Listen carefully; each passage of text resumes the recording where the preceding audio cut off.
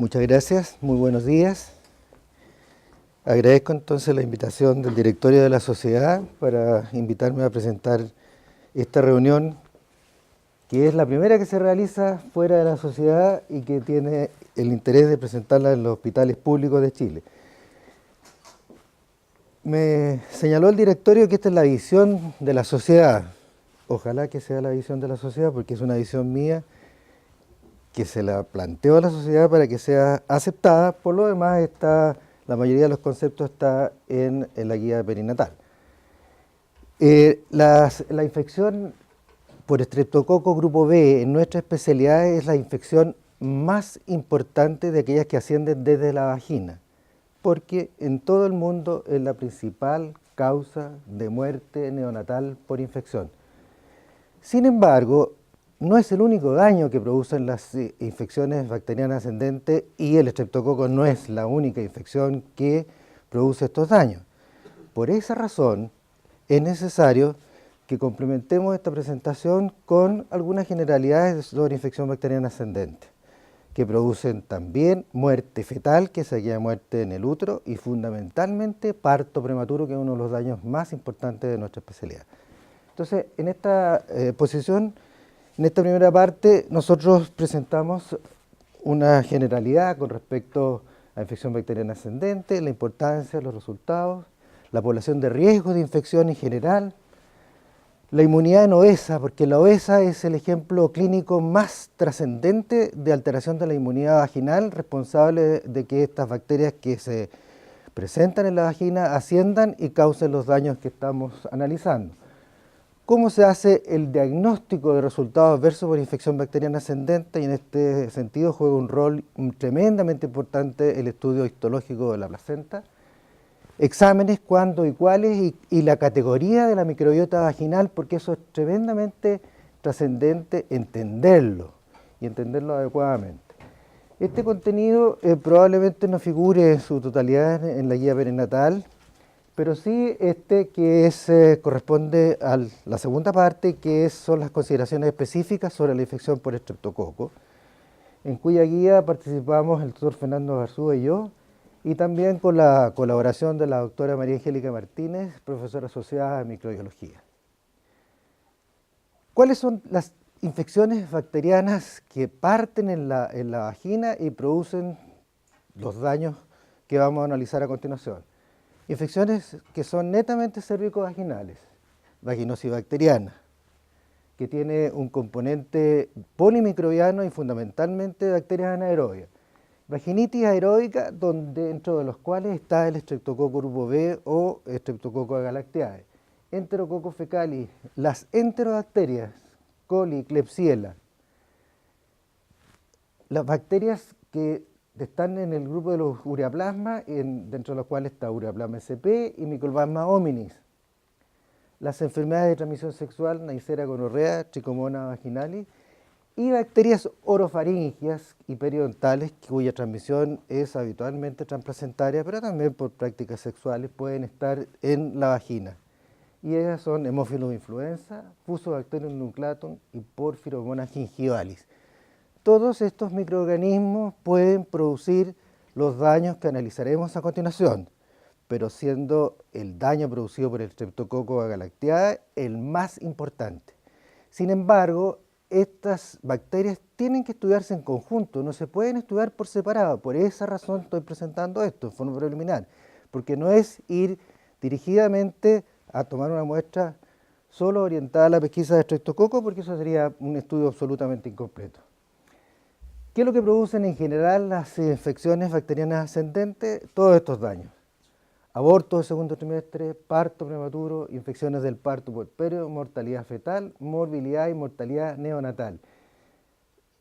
Y en estos aspectos de aborto, parto prematuro y mortalidad fetal, como vamos a ver a continuación, la infección bacteriana ascendente es la principal causa o factor de riesgo de producción de estos daños. ¿Cómo lo podemos mostrar? ¿Qué evidencias existen a nivel nacional? Que la infección bacteriana ascendente es la principal causa o factor asociado o condición obstétrica relevante de esta condición de parto prematuro temprano En este trabajo, que está publicado en la revista médica del 2012, en una cohorte de alrededor de 15.000 partos en nuestro hospital, con 650 partos prematuros tempranos, entre 22 y 34 semanas, pudimos encontrar, mediante la utilización de los datos clínicos y la biopsia placentaria, que ya vamos a analizar a continuación, cuáles son los componentes que pueden existir, que están asociados con infección bacteriana, encontramos que la infección bacteriana es responsable del 36% de los partos prematuros tempranos, es decir, un poco más de un tercio. Cuando lo subdividimos, corresponde a la infección bacteriana ascendente al 51% de los partos prematuros que se producen espontáneamente, es decir, ingresa una madre con un parto prematuro menor de 34 semanas, espontáneamente se produce el parto, la mitad de ellos son causados por infección bacteriana ascendente. Cuando se analizan los partos prematuros menores de 34 semanas y tienen rotura prematura de membranas, el 71% de esos partos prematuros con rotura de membrana tienen infección bacteriana ascendente. Y cuando el parto prematuro temprano tiene membranas intactas, el 38% tiene infección bacteriana ascendente como causa de desencadenamiento del parto prematuro. Aún aumenta más la cifra cuando se analizan las gestaciones menores de 30 semanas. Y en este trabajo se encontró que en el 20% de los partos prematuros tempranos, es decir, 1 de cada 5, la paciente tenía en ese embarazo una infección urinaria o vaginal por estreptococo beta hemolítico grupo B.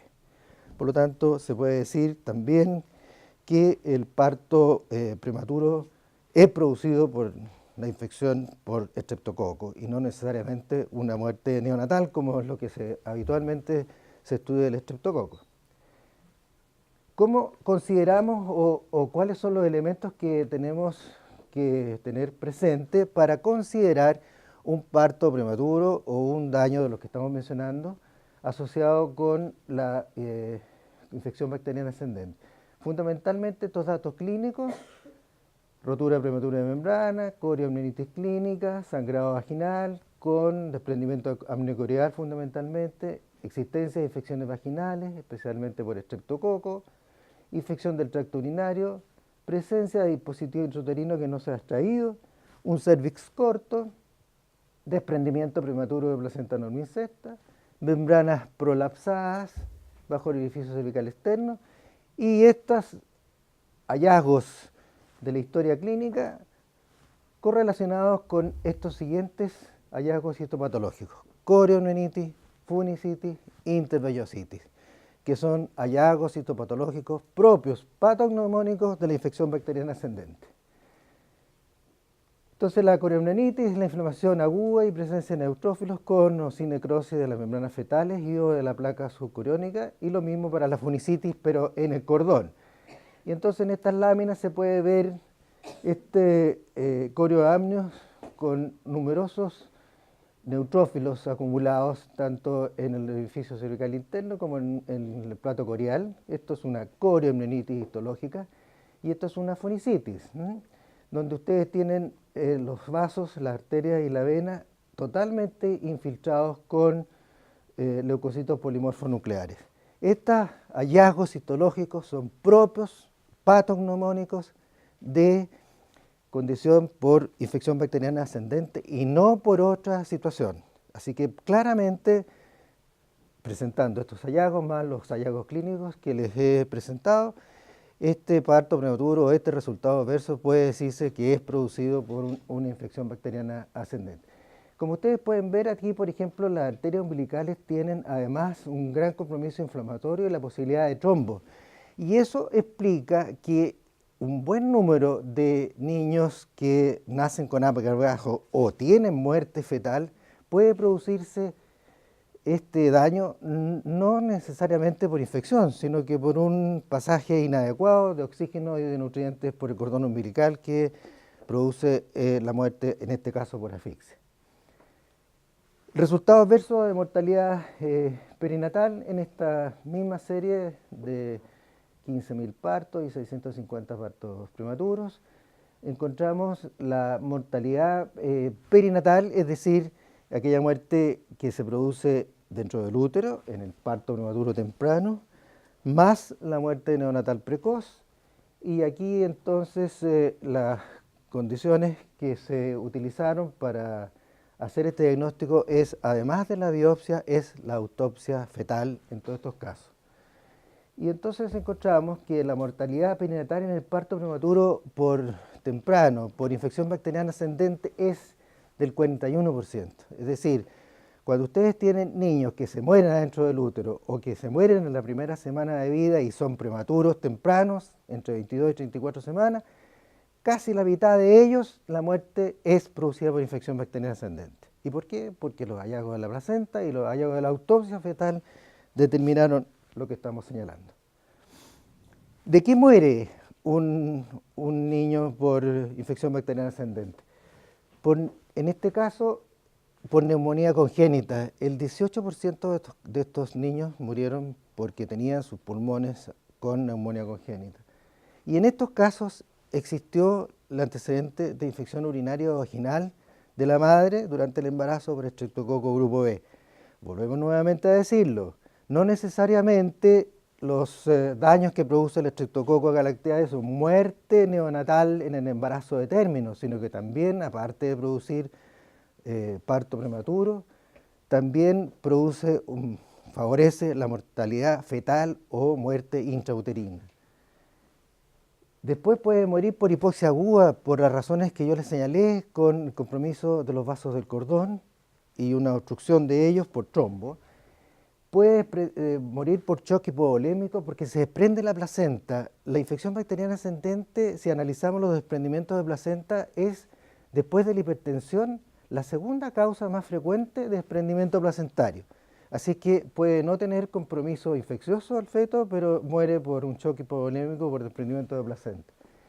Y finalmente puede morir por prematurez extrema, sin que exista tampoco un compromiso de infección, por ser pequeño, pero la causa que desencadenó todo este evento es, por supuesto, una infección bacteriana ascendente. Y como ya les he dicho, para hacer estos diagnósticos utilizamos la biopsia y la autopsia fetal, en este caso, que está publicado en la revista chilena de obstetricia y ginecología. Este es un cuadro donde analizamos la mortalidad fetal global en el Hospital San Borja Herrerán entre estos años, lo que da un total de 12 años, 7 y 5, global, es decir, desde los 22 semanas hasta término. Y como ustedes pueden ver, la mortalidad fetal es, en estos primeros años utilizamos la autopsia y la biopsia placentaria para señalar el diagnóstico, y posteriormente utilizamos solo la biopsia placentaria y estos son alrededor de 40.000 partos y alrededor de 700 muertes fetales. Ustedes pueden ver que la muerte fetal es producida por infección bacteriana ascendente en uno de cada 4 casos, y es la causa más frecuente de muerte fetal, la infección bacteriana ascendente. Y finalmente, con respecto a la producción de abortos segundo trimestre, infecciones del embarazo, del parto y del recién nacido, este último trabajo publicado en la Revista Médica de Chile, donde ocupamos el modelo de la obesidad, que es aquella condición en la cual existe mayor deterioro de la respuesta inmune a nivel vaginal, porque sí tiene alteraciones de la inmunidad a las obesas. En este trabajo, con 6.000 partos y un 20% de obesas, encontramos que la paciente obesa tiene entre 2,5 y 4,5 veces más riesgo de morbilidad infecciosa ascendente, aborto segundo trimestre, parto prematuro, infecciones del parto puerperio, infección neonatal precoz y mortalidad perinatal en comparación con las pacientes de peso normal. Así que ustedes ven que el odds ratio para aborto segundo trimestre, 3,45 veces más de aborto segundo trimestre, la paciente obesa versus la paciente de peso normal. El parto prematuro, 2,42 veces más. Infecciones del parto y puerperio, infecciones de herida operatoria, endometritis, 3,42. Infección neonatal precoz y mortalidad perinatal 4.5 veces más la paciente obesa que la paciente con peso normal. ¿Cuál es la inmunidad que tiene alterada la obesa? Esto está ya bastante estudiado. Altera la inmunidad innata durante el embarazo, especialmente al final de la gestación, el segundo trimestre y el final de la gestación. La mujer obesa posee una proporción significativamente menor de linfocitos CD8 y de células T natural killer, una mayor proporción de linfocitos B, producción alterada de citoquinas y un deterioro de la capacidad de proliferación de los linfocitos. También tiene una gran producción de macrófagos y una gran producción de inflamación que altera la inmunidad y altera el metabolismo. Hay un desbalance entre TH1 y TH2 con inclinación hacia TH1, lo que promueve entonces esta gran proliferación de macrófagos que se acumulan en paralelo con la adiposidad, se activan permanentemente, originan la inflamación, resistencia a la insulina y aumentan aún más la obesidad. Así que este ejemplo de la obesa con respecto a deterioro de la respuesta inmune es importante para entender lo que ocurre en la vagina, por qué puede producirse el ascenso de las bacterias y los daños que ya hemos mencionado. Y se sabe actualmente que la paciente obesa tiene un 3 a 4 veces más riesgo de hacer colonización vaginal que la paciente con peso normal por estreptococo grupo B. Así que esta es nuestro enemigo número uno. Como les digo, nosotros encontramos un 20% de pacientes obesas y IMC sobre 30 kilos por metro cuadrado en las pacientes estudiadas. Y eso es una cifra bastante alta. Entonces, entendiendo que las infecciones que se inician en el tracto vaginal inferior, siendo la más importante la por estreptococo grupo B, deben ser estudiadas en conjunto, es que entonces necesariamente este estudio tiene que ser por flujo vaginal, no puede ser un estudio específico de estreptococo grupo B, tiene que ser por flujo vaginal. ¿A qué pacientes solicitarles? A todas pacientes, de acuerdo a las guías del CDC Atlanta, pero sin embargo a la oferta ministerial a todas las pacientes de alto riesgo, mientras tanto en los hospitales estatales. ¿Cuáles son las pacientes de alto riesgo? Las pacientes de alto riesgo, este es un criterio de factores de riesgo de infección que está publicado en la guía perinatal, que es muy antiguo, fíjese que es del año 89. Estos son factores de riesgo generales de infección, no son factores específicos de riesgo de sepsis neonatal por estreptococo. Estos antecedentes están analizados en ese trabajo, que es un trabajo de cohorte caso control, donde los casos eran pacientes con infecciones urinarias y los controles pacientes sin infecciones urinarias. Y se encontró todos estos antecedentes en una frecuencia significativamente mayor en los pacientes casos que en los pacientes controles. Partos prematuros previos, historia de aborto segundo trimestre, y que ahora se sabe que esas corresponden a pacientes con infección bacteriana ascendente, historias del tracto urinario, episodios repetidos de infección cervicovaginal, diabetes pregestacional, y finalmente entonces agregamos este factor de riesgo que lo encontramos ahora y está publicado en la Revista Médica de Chile. Entonces, las pacientes que tengan estos factores de riesgo, necesariamente, de acuerdo a los recursos que nos está dando el Ministerio, tienen que tomarse flujo vaginal. ¿Cuándo? 15, 25, 28, 35, 37, para evitar el aborto, para evitar el parto prematuro y para evitar la infección perinatal. ¿Qué es lo que incluye? Es un examen que incorpora o que tiene que disponer de 3 tórulas. Uno que es el examen directo, que es una tórula con suero fisiológico. ¿Por qué es importante hacerlo? Porque esto refleja la respuesta inflamatoria. La respuesta inflamatoria está diciendo que el microorganismo que estamos aislando en la vagina tiene una respuesta o no respuesta del agente microbiano que estamos encontrando en la vagina. Si tiene una respuesta inflamatoria, significa que este agente posiblemente está actuando como un patógeno y que el huésped está respondiendo con un mecanismo de defensa. Así que esto es fundamental y esto tiene que expresarse tiene que pesarse cuantitativamente, ¿ah? No regular cantidad, sino que o con cruces, siendo 3 cruces el máximo, o si no con números.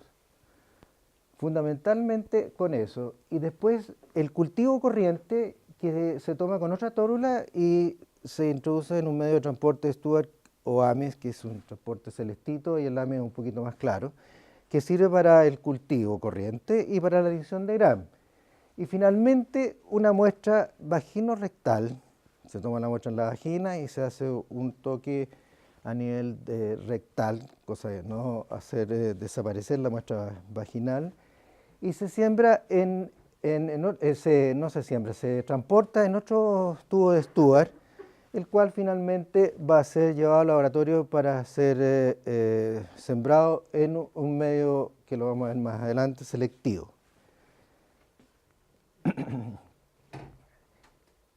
Entonces, en este estudio de flujo vaginal en los hospitales públicos, esto se debería hacerse en estas siguientes pacientes que ustedes encuentran en la práctica habitual.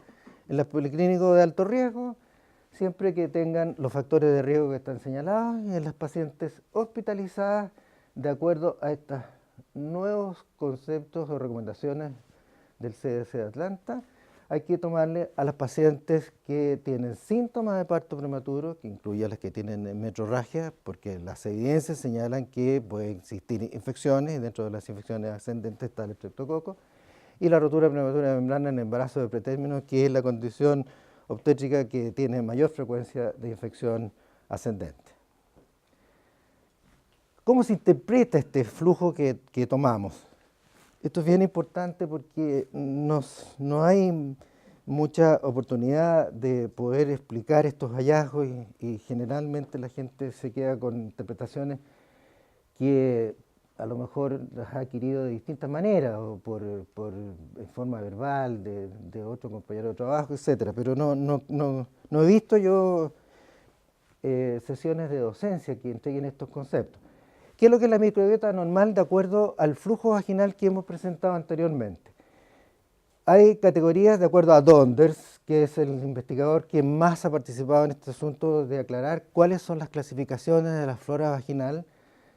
Es un belga, y categoriza la microbiota normal grado 1, donde, como ustedes pueden ver en la lámina, hay predominio lactobacilar, por sobre otro tipo de microorganismos que pueden existir en la vagina, pero que son componentes normales de la vagina, y no hay respuesta inflamatoria. Los leucocitos polimorfos nucleares son menos de 10 por campo en una mirada de 400 por.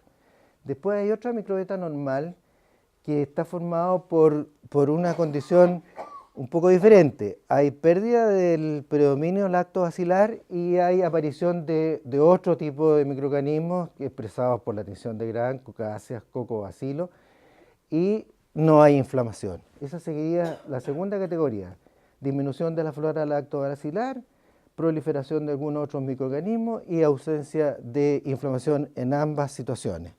Después viene la microbiota alterada, cuyo ejemplos son los siguientes. Este es lo mismo que el anterior, tiene una disminución de los lactobacilos, proliferación del resto de los microorganismos, pero a diferencia de la normal, que era intermedia, aquí hay inflamación presente, es decir, hay aumento de los leucocitos más de 10 por campo. Y después viene la vaginosis bacteriana, que es la entidad microbiológica que tiene múltiples microorganismos, como ustedes pueden ver aquí. Estos son todos microorganismos en la lámina, y hay ausencia o escasa cantidad de lactobacilar, y predominan a la tinción de Gram estos morfotipos: Coccobacillus finos, Gram variables, con o sin bacilos curvos, y con o sin reacción inflamatoria, es decir, puede tener inflamación o no, pero las situaciones de vaginosis bacteriana que producen patología son aquellas con inflamación. Y finalmente tenemos la vaginitis aeróbica, que es aquella condición donde está presente, por supuesto, el estreptococo, ahí no hay lactobacilos y predominan los cocobacilos, las Coccaceae gram positivas, que corresponden a los estreptococos, pueden haber cocobacilos gruesos que corresponden a Enterococcus fecalis y pueden haber enterobacterias que corresponden también a la Escherichia coli, por ejemplo. Y esos son los grados de microbiota vaginal existente y deben considerarse como normal o alterada.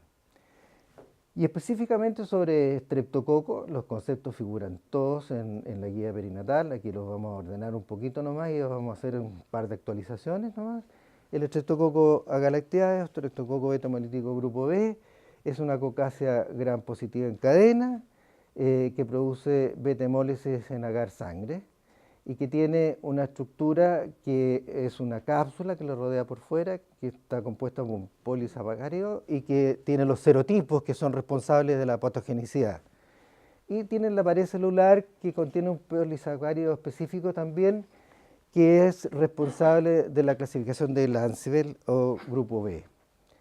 Los serotipos capsulares que se encuentran en Chile, este trabajo de la María Angélica Martínez, más frecuentes que causan las enfermedades en el recién nacido o en el feto, es 1A, 2 y 3, que son los más frecuentes. Y este polisacárido capsular, para que produzca daño y la enfermedad en el recién nacido, es necesario que exista un título bajo de anticuerpos maternos, es decir, que la madre sea mala formadora de anticuerpos maternos antipolisacárido capsular, y que el parto sea menor de 34 semanas. ¿Por qué? Porque mientras más pequeño es el niño, tiene menor mecanismo de defensa, si la inmunidad está más deteriorada. Esos son los factores que intervienen para que este polisacárido capsular del estreptococo pueda producir los daños en la enfermedad del recién nacido. Estos anticuerpos anticapsulares opsonizan el estreptococo, aumentan la fagocitosis y activan el complemento y por esa razón entonces inactivan o destruyen el estreptococo. El serotipo capsular en la enfermedad invasora, la enfermedad invasora es de dos tipos: la temprana, que tiene relación netamente con el parto que se produce en la primera semana de vida y es una transmisión vertical y es de responsabilidad del obstetra, es causada por esos serotipos. Y en Chile la prevalencia es de 30-35%, y la tardía, que se puede producir entre una semana y 3 meses, que no necesariamente es de responsabilidad del parto, sino que es de transmisión horizontal, y generalmente la transmisión es a través de la madre, de cuidadoras o de otras personas, y es causada fundamentalmente por el serotipo 3 y produce fundamentalmente meningitis. En cambio la temprana produce sepsis o neumonía. El hábitat del estreptococo: el estreptococo forma parte de la microbiota vaginal normal del ser humano distal y puede ser una colonización transitoria, crónica o intermitente, y la prevalencia de la colonización rectovaginal en Chile es de 20% de este trabajo de Fernando Garzúa. Esto es importante considerarlo, que la colonización vaginal es generalmente asintomática, aunque puede causar vaginitis aeróbica. Los factores de virulencia del estreptococo: esto es tremendamente importante para poder entender por qué se producen los daños que estamos mencionando. Hay una injuria directa a las barreras celulares producidas por la vecina, y este es el factor de virulencia más importante, la beta-hemolicina.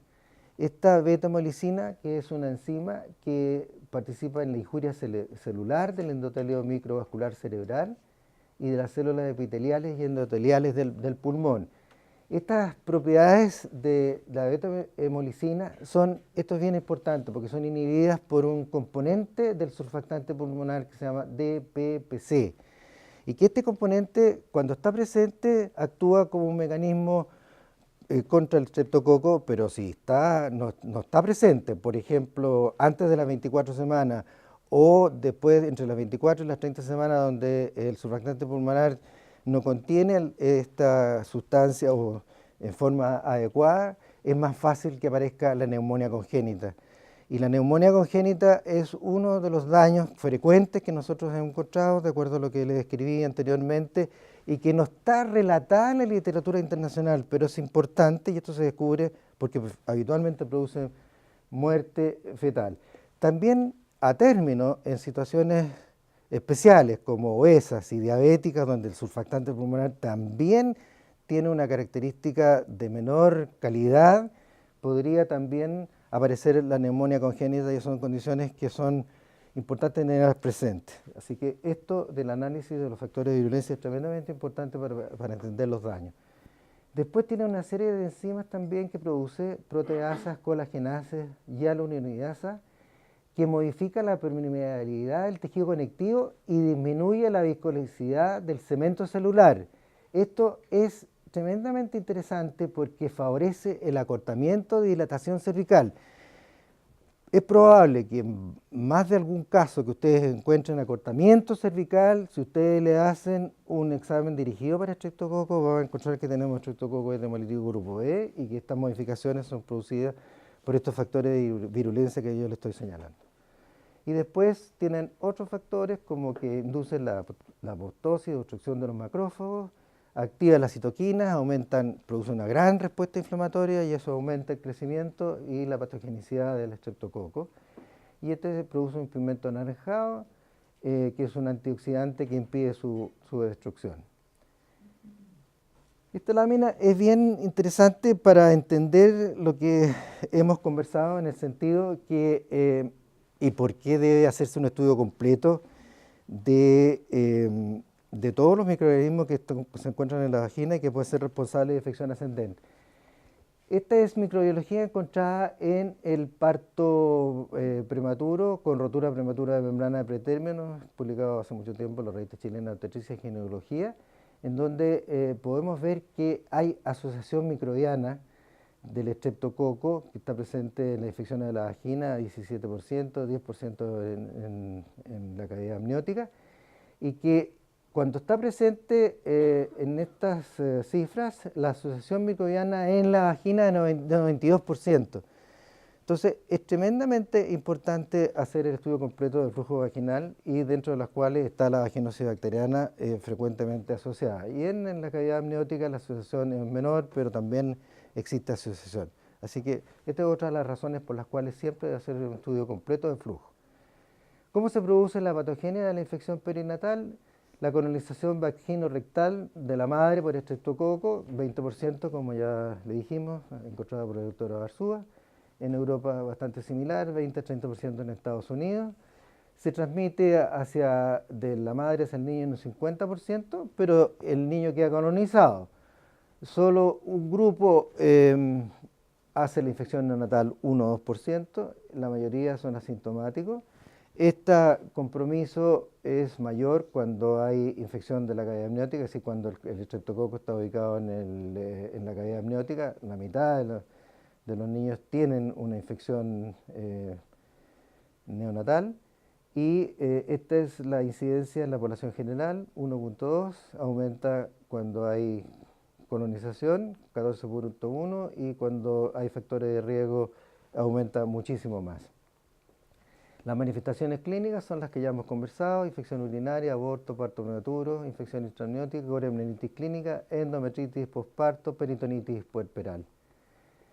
La morbilidad y mortalidad perinatal por estreptococo en esta serie, que es bastante importante, publicada en el New England, dice que cuando la morbilidad por estreptococo aparece a nivel de neonato es precoz, en el 80% y tardía en el 20%.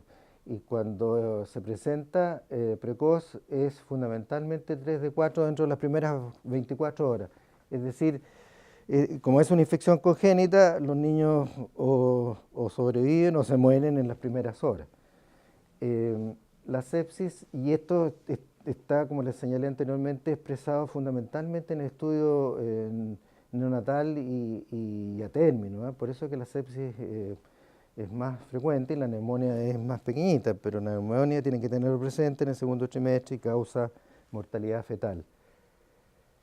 La mortalidad neonatal precoz 4%, tardía 0,2% y el riesgo relativo en prematuros es 7 veces mayor.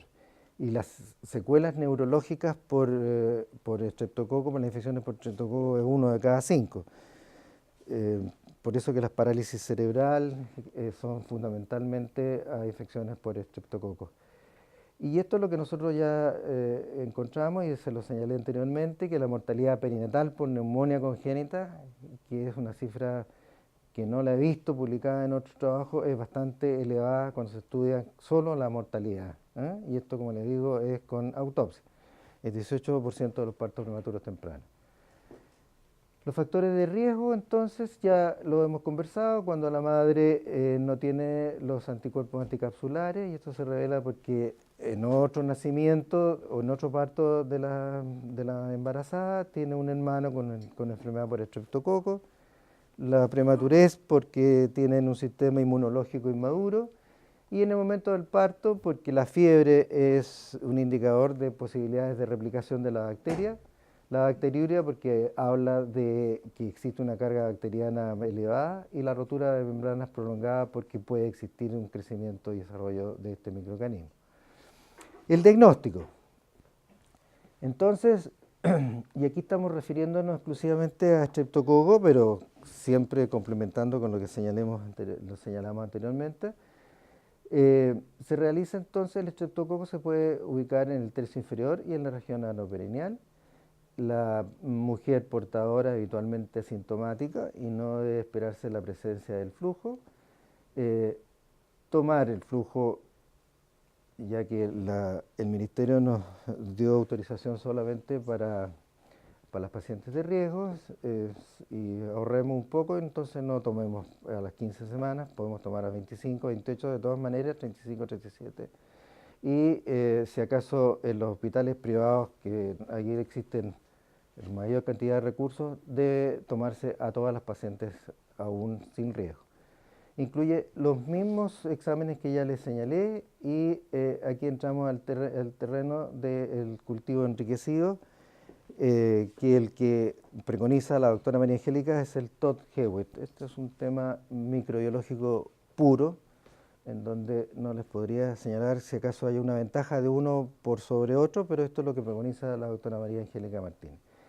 Y las técnicas de amplificación de ácido nucleico, PCR, es un método rápido, tiene mayor sensibilidad, pero tiene mayor costo y no debe utilizarse, no está recomendado por el CDC y solo debe hacerse en el parto cuando no tiene ningún antecedente de cultivos previos, no tiene los factores de riesgo de infección de sepsis para estreptococo y el médico quiere saber si acaso existe la posibilidad de la existencia de este microorganismo y es un método rápido porque el resultado está en un par de horas y es opcional en el embarazo. Eso es este criterio de opcional en el embarazo para clínicas privadas, pero para los hospitales estatales tiene que ser el flujo.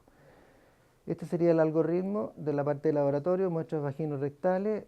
Este enriquecimiento en el Todd Hewitt se demora 24 horas a 36 grados y después por la siembra y se demora otros 24 horas. O sea que el resultado, como ustedes saben, de los cultivos es 48 horas mínimo. Y nos quedan 2 o 3 diapositivas que son los manejos. El manejo de la vaginitis por estreptococo, que es la infección que ustedes pueden encontrar durante el embarazo. Tenemos el tratamiento es ampicilina y clindamicina. Estas dosis las pueden ver en la guía perinatal. En las mujeres sin factores de riesgo y en las mujeres con factores de riesgo se puede dar la ampicilina y aquí se da una u otra, vaginal o oral. Y aquí se dan ambas combinadas, ya sea oral más vaginal. Cuando la paciente tiene infección urinaria por estreptococo durante el embarazo, el tratamiento, de acuerdo a la guía perinatal, debe ser con ampicilina. La profilaxis antibiótica, los fundamentos están basados en las guías del CDC. desde el año 80 estas guías recomiendan la profilaxis antibiótica en el parto para prevención de la enfermedad temprana del estreptococo, basados en estos dos enfoques, en los factores de riesgo de sepsis y el otro basado en el cultivo. Y ya el 2002 señaló la necesidad de que los cultivos sean obligatorios para todas las pacientes de las 35 o 37 semanas, la pesquisa y el tratamiento de los casos positivos. Y con esto se logró una reducción de un 75% de promedio y señala entonces que debe tratarse a todas las mujeres portadoras o las mujeres con factores de riesgo de sepsis neonatal por estreptococo. ¿Y qué es lo que dice nuestra guía entonces? Que es lo mismo que señala el CDC. Las pacientes que no tienen cultivo durante el embarazo, durante el parto, se les debe administrar antibióticos a todas estas pacientes que son factores de riesgo de infección de sepsis neonatal. No son los factores de riesgo que mencioné anteriormente, que son factores de riesgo generales para adquirir infecciones durante el embarazo. Que exista el antecedente de una sepsis neonatal o muerte neonatal precoz por infección en embarazos previos, así como también de neumonía. Que exista en el embarazo actual una bacteriuria sintomática por estreptococo grupo E, que haya en el embarazo actual un parto prematuro con dilatación cervical mayor de 3 centímetros, tocolisis fracasada y otro signo de parto inminente, fiebre mayor de 38 grados en el parto y rotura de membranas mayor de 18 horas. Y cuando existe la posibilidad, y me imagino que ahora de aquí para adelante, y no nos quedemos con promesas, y el Ministerio de los recursos necesarios, vamos a tener solo dos escenarios. A todas las pacientes de riesgo deberá tomárseles entonces este cultivo, este flujo vaginal, y hay que hacer entonces una profiláctica intraparto si el cultivo es positivo, y además aquellas condiciones de riesgo de sepsis neonatal a todas. Es que esta es la indicación con la cual tenemos que quedarnos. ¿Qué antibiótico? Y la PCR es solo aquellas pacientes en las cuales usted quiere tomarle o porque no tuvo otra oportunidad y el cultivo se demora 48 horas y esto se demora poco y quiere saber cuál es la condición que tiene la paciente en ese momento y si sale positivo tiene que hacerle la profilaxis antibiótica. Los antibióticos de elección, como ustedes saben, en este mismo orden, penicilina, ampicilina, eritromicina, clindamicina. En el momento del parto, en las dosis que están aquí señaladas, frente a alergia a la penicilina, si no hay riesgo de anafilaxis, cefazolina. Si hay riesgo de anafilaxis, clindamicina o eritromicina. Si hay resistencia, vancomicina. Y solo es durante el trabajo de parto, no antes. Lo ideal es 4 horas antes del parto, de manera tal de que existan los niveles en la sangre necesarios para que sean terapéuticos. Si en el parto se están administrando otros antibióticos por otra razón, por ejemplo, manejo de rotura de membranas de pretérmino, no se requieren antibióticos diferentes, debe continuarse con eso. Y si, con respecto a la cesárea, si la cesárea se realiza sin trabajo de parto, no requiere profilaxis. Y si es de rutina, no reduce el riesgo si usted intenta hacer una cesárea para reducir el riesgo de morbilidad neonatal, esta cesárea no reduce el riesgo. Eso es todo. Gracias.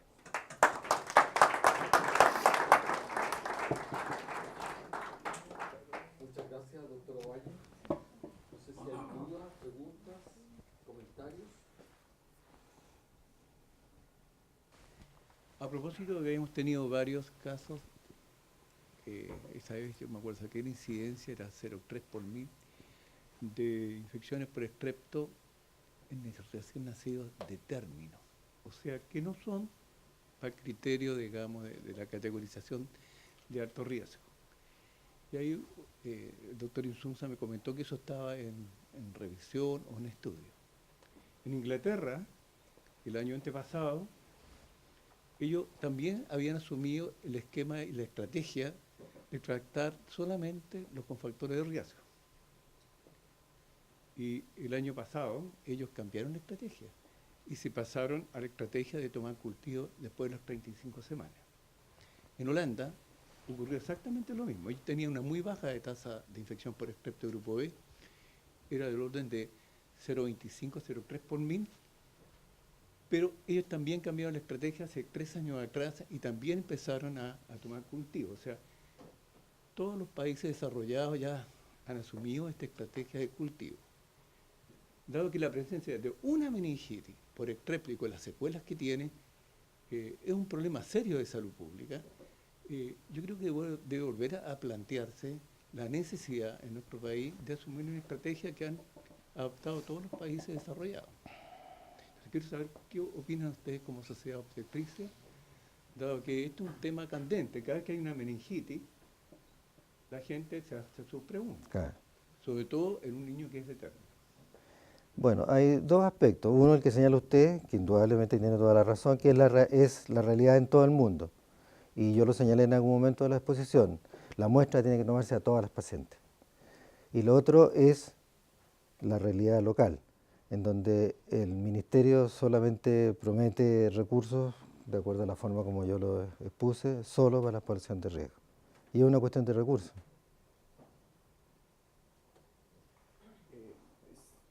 Excelente la presentación, doctor Ovalle.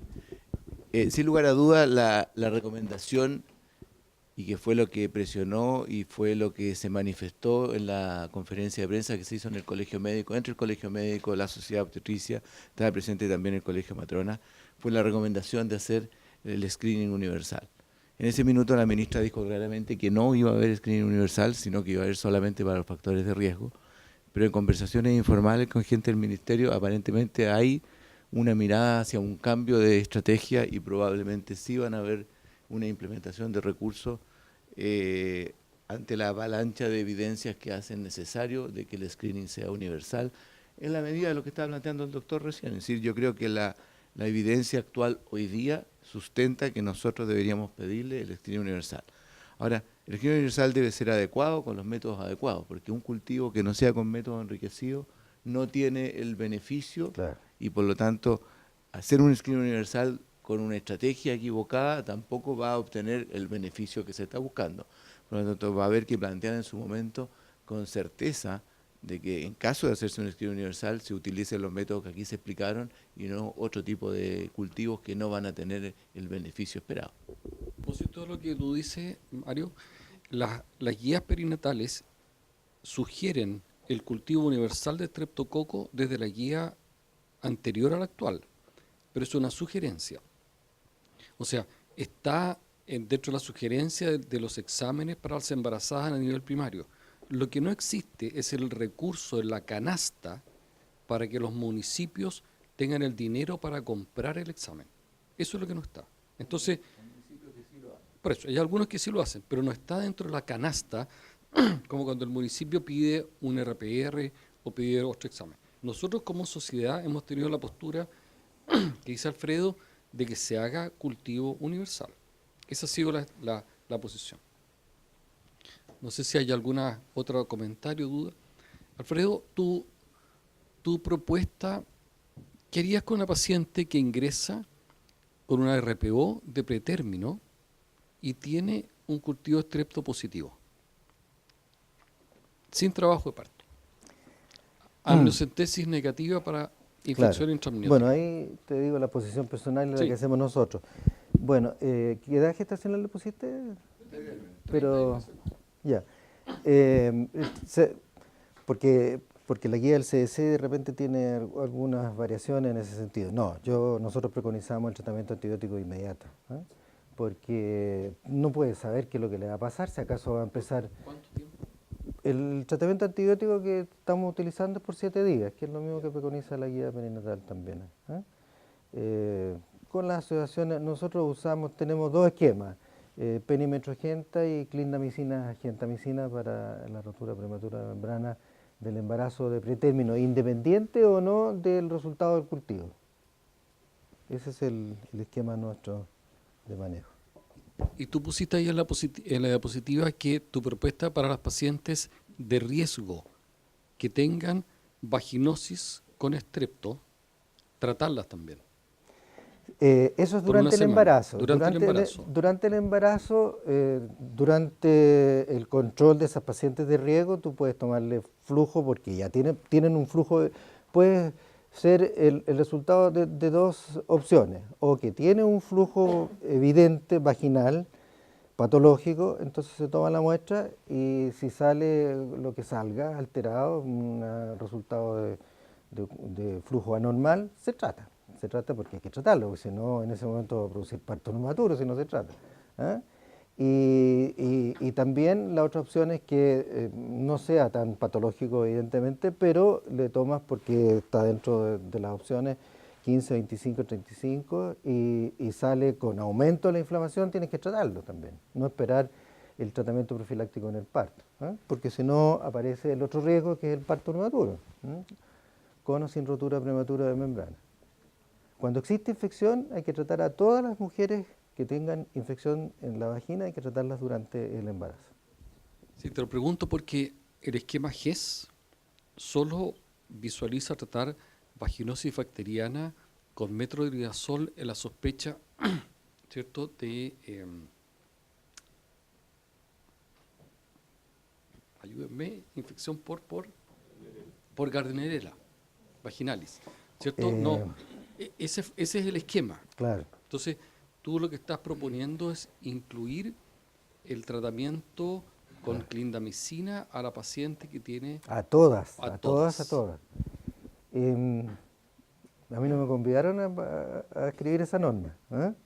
No es nada, sí. Pero yo he tenido siempre el criterio.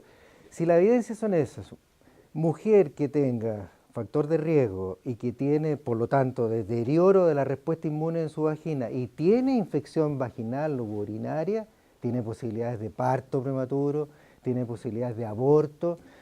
Mire, hoy día en este momento las obesas, si ustedes se fijaron, tal vez ese factor de riesgo más importante es para aborto.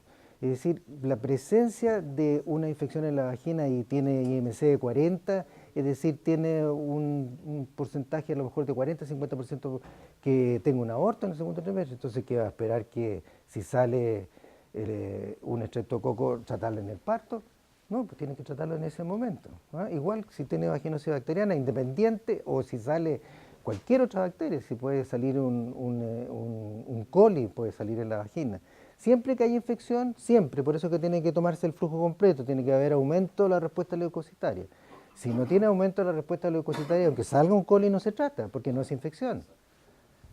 Alfredo, y la paciente que tiene bacteriuria por estreptococo, ¿la tratamos? Claro, se trata. ¿Tu propuesta es hacer urocultivos de control? Siempre en un tratamiento de cualquier infección urinaria tiene que haber un urocultivo control para ver si acaso hay una erradicación microbiológica, hay una curación microbiológica. ¿Y si persiste? Es bien difícil, significa que no hubo un tratamiento adecuado nomás, no se cumplieron las guías, las dosis, pero tiene que erradicarse, no, imposible que no se erradique. Igual la dejas para tratamiento intraparto. Por supuesto, está dentro de... Ya. Mi pregunta es esta, ¿cuál es la... usted planteó que el estudio histológico, algunos signos histológicos son patognomónicos de Sí. infección bacteriana ascendente. Sin embargo, no me quedó claro cuál es la relación directa que hay entre una y otra cosa, porque si hay una infección hematológica o cualquier otra forma de presentación del germen, ¿De diseminación hematógena? por ejemplo, o cualquier otra manera Ya. en que haya infección, la respuesta placentaria del cordón es, llamémoslo así, inespecífica.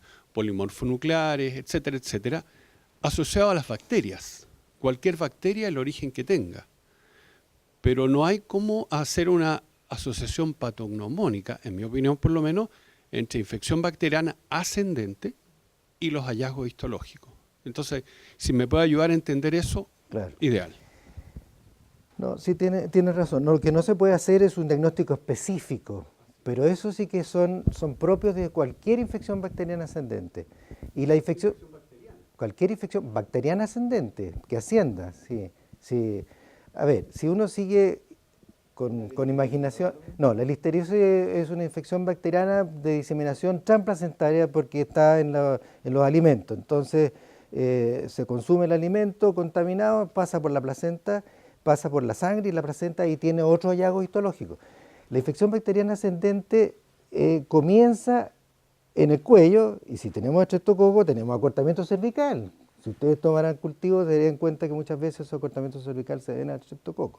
Después se encuentra con la membrana y la membrana se rompe porque esa es la principal acción que tienen los mecanismos de virulencia de la mayoría de las bacterias ascendentes. ¿Ya? Sus enzimas rompen la membrana, destruyen el tapón mucoso. Entonces, el primer hallazgo puede ser corioamnionitis y no puede haber funicitis porque es una cuestión de avance, no más de velocidad o de progresión del avance. Cuando después penetra hacia el interior del líquido amniótico y ahí de todas maneras tiene que haber funicitis. Entonces tú puedes tener corioamnionitis, puedes tener y sin funicitis, pero no puede haber funicitis sin corioamnionitis. Y ese es el hallazgo. Las infecciones transplacentarias, que son las virales principalmente, tienen, como se diseminan por la placenta, tienen vellositis, que no tienen las infecciones bacterianas ascendentes. Vellositis es la infección de la vellosidad. Y después tienen una corioamnionitis que es desde la inserción del cordón hacia los extremos. En cambio, la infección bacteriana ascendente tiene desde el polo inferior el corioamnios hacia arriba. Todo es cuestión de ver cómo es la descripción histopatológica. Pero son hallazgos histológicos propios de la infección bacteriana y de la infección viral también, pero que no son producidos por otras situaciones, como por ejemplo una hipertensión arterial. Y si la hay es porque quiere decir que tiene también una infección asociada. ¿Sí? Doctor, en una de sus diapositivas salía de que los dos principales microorganismos que habían en la vagina eran micoplasma y uroplasma. Y después venían el resto. Yeah. Todos manejamos de que el uroplasma y el micoplasma tienen una tremenda importancia en infecciones intraamnióticas y también en corioamnionitis. Y quería saber cuál es su postura con respecto a todos estos esquemas con micoplasma y uroplasma. Nosotros acá en el hospital en general tratamos de en todas las infecciones intraamnióticas todo cubrir micoplasma, uroplasma en los distintos esquemas que tenemos. Y dentro de la fisiopatología de la RPO y todo, se habla de estos microorganismos, y si bien es cierto que en los hospitales públicos la gran mayoría no tenemos, en la práctica privada, ¿hay alguna recomendación respecto a eso? Bueno, voy a tratar de ser bien sucinto porque esta es una de las preguntas más importantes que también es necesario aclarar. En esa lista no es que sean los principales, es una lista de bacterias que pueden producir daños, dentro de los cuales está los que señalamos. Los micoplasmas urogenitales tienen la siguiente característica. Se dividen en uraplasma, que es CP, que en este momento es parvum, y micoplasma uraplasma uralítico.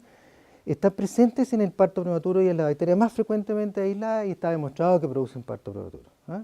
Y está demostrado que producen también morbilidad neonatal. Pero sin embargo, para que sean patógenos requieren una serie de condiciones bastante particulares. Primero hay que referirse que el uraplasma SP forma parte de la vagina normal hasta en el 80% de las microbiotas vaginales. Por lo tanto, aislar dirigidamente un uraplasma SP en la vagina, ya sea una mujer no embarazada o una mujer embarazada, no procede, porque va a encontrar en el 80% estos microorganismos. Después, el Mycoplasma hominis también forma parte, pero en menor proporción, de la vagina normal. Y cuando tienen un efecto patógeno, tienen circunstancias microbiológicas muy particulares. Generalmente están asociados. Entonces, pasan a ser dependientes, tanto su acción como el tratamiento, de la presencia de otros microorganismos. Generalmente el Mycoplasma hominis está asociado con vaginosis bacteriana, por lo tanto no requiere aislarlo separadamente, porque encontrando vaginosis bacteriana usted tiene que el tratamiento, aunque no sea específico para Mycoplasma hominis, que es sensible a la clindamicina, pero también la vaginosis bacteriana puede tratar con clindamicina, desaparece este microorganismo. Y así pasa con el uraplasma también. Así que no necesariamente necesita hacer una pesquisa dirigida, ni pedir un examen específico que encarece mucho más porque usted no tendría una capacidad de decisión solo con el hallazgo positivo de uroplasma. Antes que nada, agradecerle al Servicio de Ginecología y Obstetricia del Hospital Padre Hurtado y muy especialmente a Álvaro la oportunidad que nos ha dado para iniciar esta nueva experiencia. La verdad que las reuniones clínicas a las 7:30 de la tarde en un lugar de Santiago son de difícil acceso para todos. Es por eso que al interior del directorio planteamos la posibilidad de aprovechar lo mejor de dos mundos. Nosotros teníamos Sochoc TV, que tiene mucha asistencia, es decir, nuestras reuniones clínicas tenían poca asistencia, pero tenían mucha visualización por Sochoc TV. Entonces, ¿cómo aprovechamos Sochoc TV y aprovechamos las reuniones clínicas de los hospitales? Nos aprovechamos de nuestros amigos, vamos a los hospitales, podemos llevar nuestros oradores, podemos poner los temas que estén en el tapete en ese minuto, aprovechamos la presencia de todos ustedes, comunicamos lo que somos como sociedad, que es un evento importantísimo para nosotros, queremos salir del nicho y irnos a donde están nuestros colegas, donde se está haciendo la práctica gineco-obstétrica en el día a día. Es por eso que estamos felices de esta primera experiencia. Muchas gracias a todos ustedes, muchas gracias a Álvaro, al doctor Ovalle, por supuesto, por su presencia. Yo creo que ha sido tremendamente positiva la reunión y creo que el experimento va a resultar. Así que estamos muy contentos. Gracias, Alvarito. Muchas gracias. Gracias. Un último llamado.